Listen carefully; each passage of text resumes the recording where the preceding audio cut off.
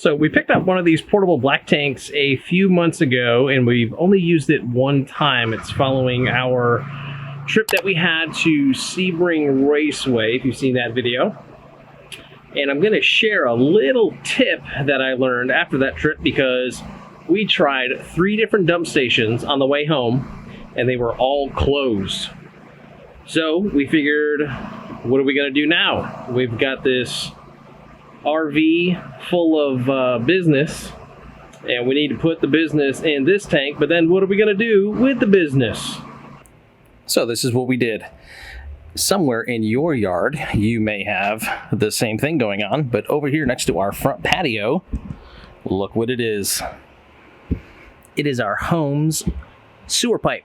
And if you look at the top and you look at the threading, it is the same exact size pipe that you would find in any RV or at any RV dump station. So we just took our portable black tank, put it up here on our front porch, connected the sewer hose, and let it go.